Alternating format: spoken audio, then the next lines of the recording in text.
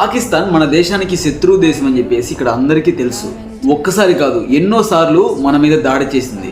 పెహల్గాంలో మొన్న మధ్య జరిగిన ఉగ్రవాద దాడి కూడా ఇలాంటిదే. కానీ ఇలాంటి సమయంలో మన దేశానికి ప్రతినిధిగా బయలుదేరిన ఒక బైక్ రైడర్ బయాస్ అనీ యాదవ్. మన దేశంలో ఎంతో మంది బైక్ రైడర్లు ఉన్నా పాకిస్తాన్ వరకు వెళ్ళలేదంటే కారణం ఏంటి? అంటే వెళ్ళలేని వాళ్ళందరికీ గట్స్ లేవనా? ఈ పాయింట్కి మీరేమంటారు? దేశం మీద భక్తితో అయితే ఓకే, కానీ ఇప్పుడు ఊహించిన విషయాలు బయటపడుతున్నాయి. పాకిస్తాన్కి వెళ్ళిన తర్వాత కొన్ని అనుమానాస్పద స్పై కనెక్షన్ ఉన్నట్లు తెలుస్తుంది. ఇప్పుడు పెహల్గాంలో జరిగిన దాడికి అతను ఏమైనా సహకరించాడా అనే అనుమానాలు కూడా వస్తున్నాయి. నిజంగా దేశాన్ని ప్రేమించినోడు ప్రశంసలు ఆశించడు. అసలు గౌరవం కోసం వెళ్ళాడో లేకపోతే ఇంకేదైనా లింక్ ఉందో తెలియదు. కానీ ఇదేదో గొప్ప పని చేసినట్టు చెప్పుకోవడం మాత్రం కరెక్ట్ కాదు అనిపిస్తుంది. మీరేమంటారు? బయాస్ అనీ యాదవ్ అన్నాడు కదా, పాకిస్తాన్కి వెళ్ళడం నా డ్రీమ్, నా కళ అని. దీని గురించి మీరే అనుకుంటారో కింద కామెంట్ బాక్స్లో మీ అభిప్రాయం తెలపండి.